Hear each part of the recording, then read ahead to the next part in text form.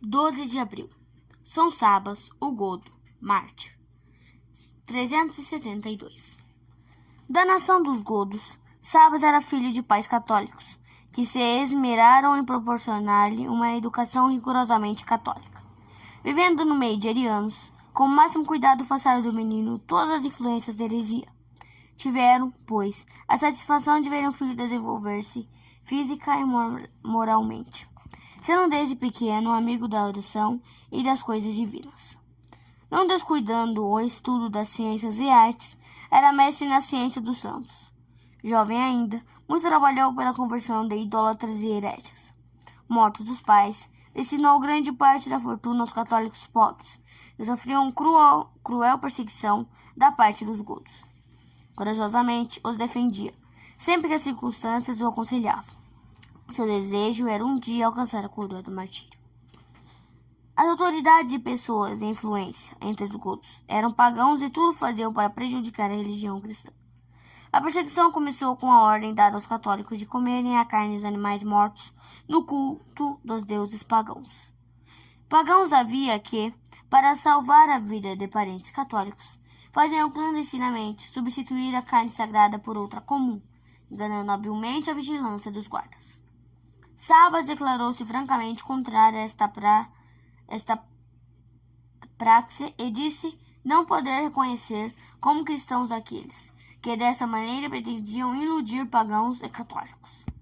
Esse enérgico protesto salvou a muitos da queda. Outros, porém, achando que era excessivo esse rigor, fizeram-lhe guerra e obrigaram-no a sair daquela localidade. Mas chamaram novamente pouco tempo depois, quando irrompeu uma perseguição mais rude ainda contra o catolicismo. O emissário do governo apareceu no lugar onde estava Sabas, para descobrir os cristãos. Foi então combinado entre os habitantes declarar, sob juramento, que ali não existia católico nenhum. Sabas opôs-se a esta iniquidade e declarou àqueles que estavam prontos a prestar o juramento: quanto a mim, ninguém jure, pois sou cristão. O emissário, sabendo do incidente, citou a Sabas perante sua presença e intimidou-o a fazer declarações sobre os bens e fortuna. Sabendo então que Sabas era pobre, que nada possuía além da roupa do corpo, o magistrado o tratou com desprezo e despediu. Pela Páscoa de 372, a perseguição recrudesceu.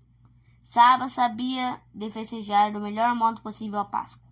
Para esse fim, pretendia procurar o sacerdote Gútica, que residia em lugar distante. No meio do caminho, porém, devido a um aviso do céu, resolveu voltar a celebrar a Páscoa com o sacerdote Sansalo. 3 dias depois da festa, um bando chefiado por Atário, filho de um príncipe daquela região, assaltou a casa do sacerdote, apoderou-se da pessoa deste e de Sabas e levou ambos, maltratando-os de maneira bárbara. Os ferimentos, porém, infligidos a Sabas não deixaram o menor vestígio, o que grande admiração causou aos perseguidores. Atárido, porém, em vez de reconhecer a proteção de vida que Sabas visivelmente experimentava, redobrou de crueldade. Mandou que a este e a Sansala fosse servida a carne dos altares pagãos. Ambos se negaram a tomá-la e Sabas disse: essa carne é impura e profana, como impuro e profano é aquele que nola mandou. Sabas estava ainda falando quando um dos soldados com toda a força lhe arremessou a lança contra o peito. Os circunstantes julgavam já morto o santo homem. Quando esse sem o menor sinal de perturbação continuou: pensas talvez que assim me podes matar? Ou o golpe de lança que contra meu peito dirigiste não me fez maior mal, que se me tivesses atirado um floco de lã. Atarido, ainda mais excitado, deu ordem de entregar Sabas à morte. Sansala recuperou a liberdade. Sabas, porém, foi conduzido à margem do rio Mussofo, afluente do Danúbio, para ser afogado.